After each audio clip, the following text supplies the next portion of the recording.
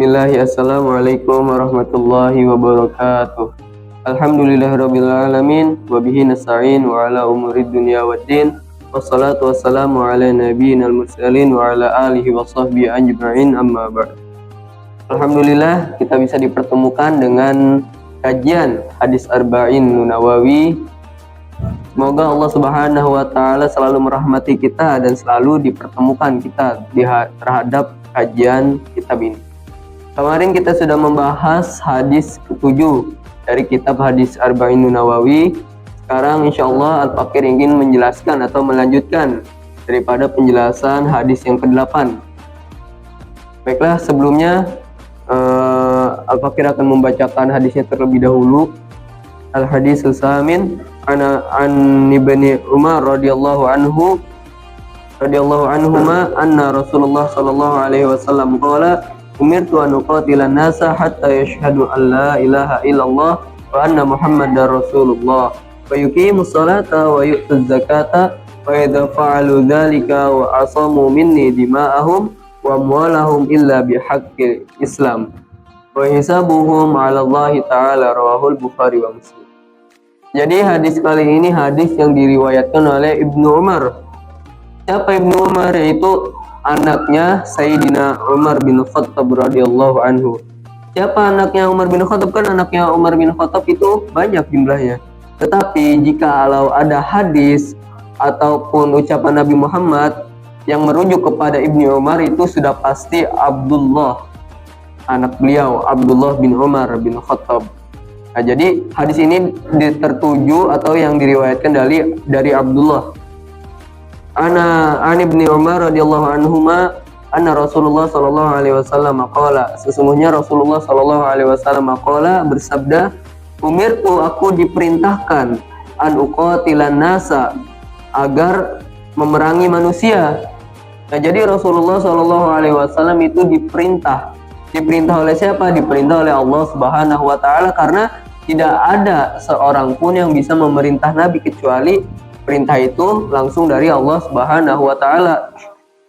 Karena seluruh perkataan, seluruh perbuatan yang Nabi Muhammad SAW lakukan itu tidak lain tidak bukan ialah kegiatan yang berasal dari Allah Subhanahu wa taala.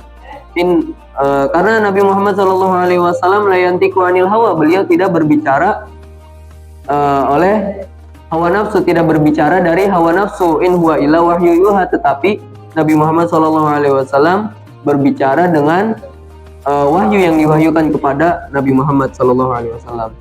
Nah, jadi seperti itu. Jadi di sini Nabi Muhammad diperintah oleh Allah Subhanahu wa taala an uqatila nasa, untuk memerangi manusia.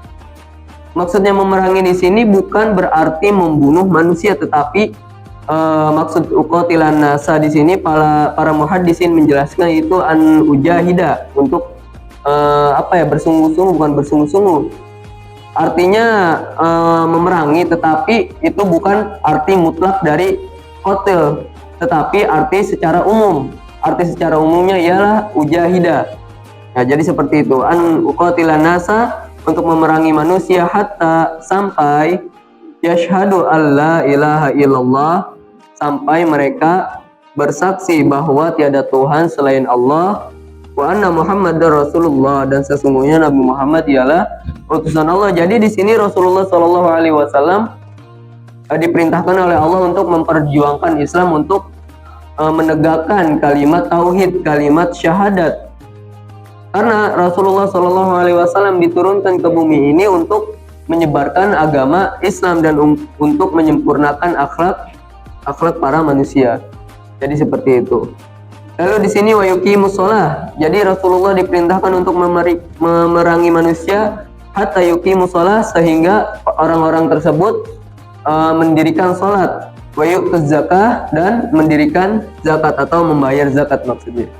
Jadi di sini hadis di sini sangat ditekankan pada saat kepemimpinan Khalifah Abu Bakar As-Siddiq, karena pada saat itu banyak orang-orang, setelah Nabi Muhammad meninggal, banyak sekali orang-orang yang kafir.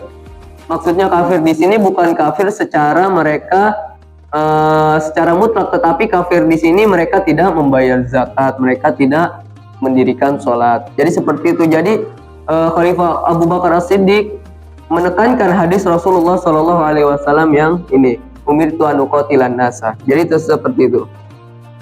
Fa idza fa'alu dzalika, apabila mereka semua telah melakukan itu, melakukan apa?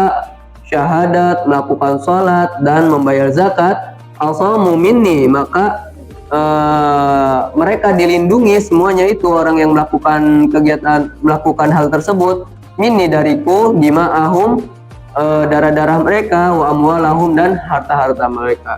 Hadirin hadirat rahimakumullah. Jadi artinya terlindunginya darah seorang muslim dan hartanya itu bukan bersifat secara mutlak, karena di dalam ajaran Islam ada di mana ajaran kita boleh menumpahkan darah seorang muslim.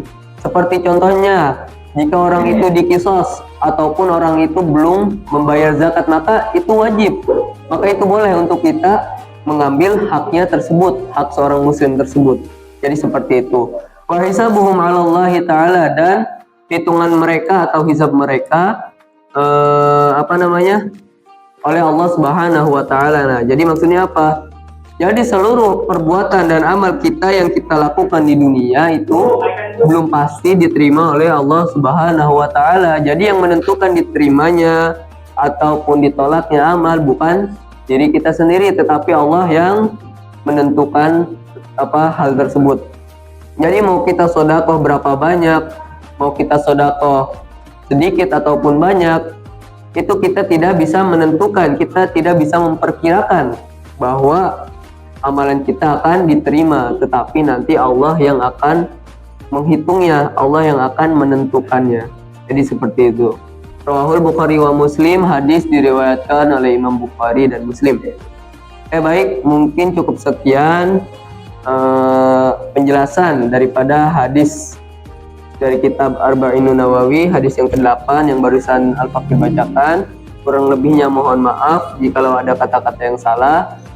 Insyaallah kita berdoa kepada Allah agar kita bisa dipertemukan dalam kajian hadis yang ke-9 selanjutnya. Assalamualaikum warahmatullahi taala wabarakatuh.